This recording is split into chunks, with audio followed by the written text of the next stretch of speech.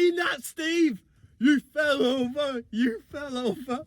How are we doing, everybody? It's Kev Ashford back in the van. It's your road trip. Forget the Champions League. It's the big one this evening at Old Trafford. Manchester United against Barnsley in the Carabao Cup. And previously, Manchester United went to Southampton, went to St Mary's and got a 3-0 victory. Now, I think it was one of them games for Erik ten Hag in the last fan cam. I did actually say to you that I did feel it was make or break. It was literally a must-win game, which at this start of the season, the fourth game in, seems absolutely madness. But the manner of the defeat to Liverpool, obviously the defeat to Brighton as well.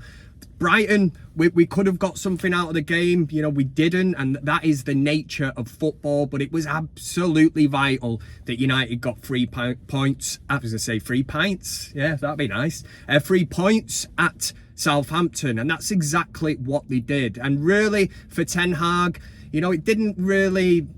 Listen, we played well. We scored 3 goals, which was great. But obviously the turning point was Onana saving the penalty, which was huge for his confidence as well. But this evening against Barnsley, I get the impression that a lot of fans will want to see rotation in this squad. Is it an opportunity for Erik ten Hag possibly to play youth? You know, we don't want to underestimate Barnsley, but it is an opportunity, of course it is. Is there an opportunity to rest some of the so-called first team players? Yes, there is. At the same time, there's an opportunity to maybe drop some of these players. But Onana, would he start in net? Bayinda, I don't see any issue in starting him in net. At the back, you could quite easily put out Harry Maguire and Johnny Evans, and you've got a very experienced, solid back two there to play in this Carabao Cup tie. At right back, you could keep Dalot in there and play him in his preferred position. And I suppose the question is somebody, a 17-year-old in Amos, could he come in and play? I think he could, and it's a great opportunity because he is a left back. He obviously knows how to play that role. So if that was the back four, I'd be very happy with that. I'd be very confident that we'd be compact and we get to see like a youth team player coming through. Into midfield, the big one will be Ugarte. Obviously got a bit of a cameo role against Southampton, but I think all United fans will want to see him start. Erik ten Hag did allude to the fact that when we signed him, he didn't have much game time. Well, here is your opportunity this evening against Barnsley.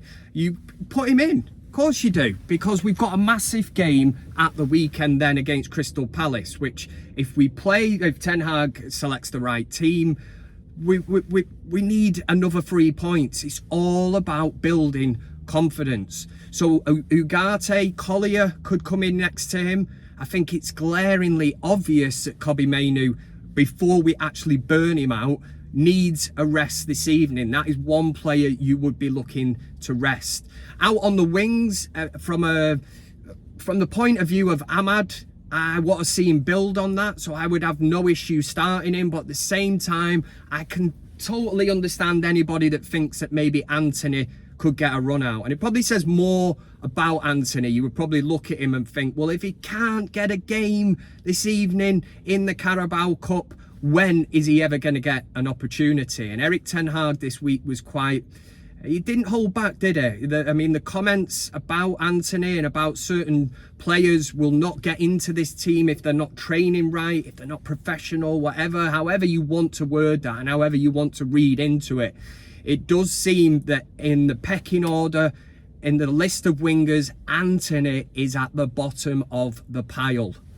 Marcus Rashford was back on the goal trail against Southampton, but in isolation, the performance is still not there as a 90-minute performance all round. But obviously the goal will mask that, and the headlines the next day were all about how Rashford is back to his best. But as a United fan, if you watch the game, I'm watching it and I'm thinking, yes, he took his goal really, really well. But again, the levels, the inconsistency of Rashford over the last 18 months, anything. Obviously, registering a goal was a major thing on a personal level for him. But a game this evening, again, would Ten Hag really look at resting Rashford? Again, this is a player who needs games. He needs that confidence. And surely, a goal against Southampton in the previous game was a big thing for him. But going into this game again this evening, and Joshua Zirkzee as well, he's played a few games now. He obviously scored on the opening day of the season against Fulham. But I really like Zirkzee. I like what I'm seeing. And it does give you a major headache when you're looking at Højlund, who is not ready yet. Erik Ten Hag has said in his press conference that Højlund's not fit enough to play yet. Luke Shaw's still not fit enough to play. But at the front, Zirkzee is making things happen. Some of the Højlund hold-up play, brilliant, gets into the right places, but Zirkzee has found himself in similar positions against Liverpool, on another day might have had a couple of goals, and against Southampton as well. He is working himself into them positions.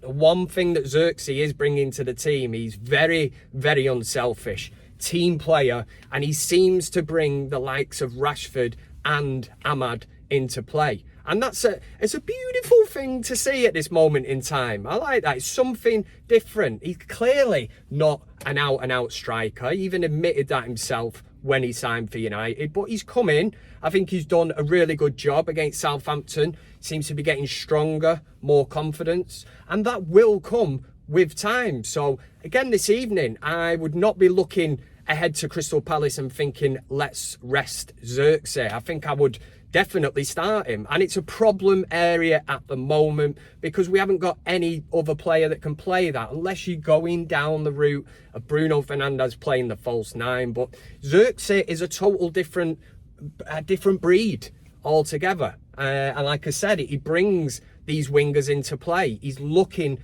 at making things happen, and a player that I would play this evening if it was my choice. I think in front of the home crowd at Old Trafford as well. It's all about confidence, all about momentum, and hopefully if we can get the job done this evening, then we then look ahead to Crystal Palace. But Ten Hag's got a lot to think about with team selection. He certainly needs to get this right.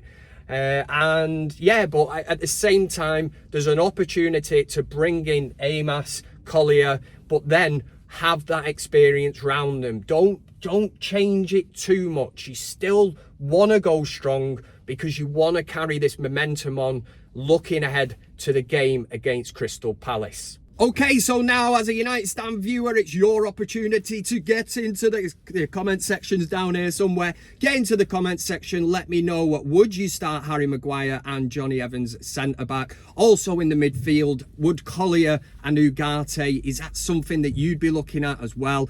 But ultimately, would you prefer just to bring, breed a couple of the youth academy products into this team and use a little bit of youth, but mainly experience and players that are chomping at the bit, players that want to prove a point and get into the team? Would you start Zirkzee up front? I think I certainly would. I'd certainly go with it. And in terms of a player like Ahmad and Rashford, I want to build on something. There are other players that obviously you would be wrapping up in cotton wool. The players like Martinez, Mazraoui, De Ligt, who all left the St Mary's pitch at the weekend with cramp, little niggly injuries, whatever, but you would be wrapping them up in cotton wool, especially with one eye on Selhurst Park at the weekend. But let me know what you think in the comment section, and as always, make sure to finger that like button. Thank you very much. Enjoy the game. This was your road trip. This was your van cam. I am Kev Ashford, and you lot have been absolutely sensational. Hopefully I've got you in the match day mood. Hopefully I built this game up to be like a Champions League final, but that's what I'm here to do.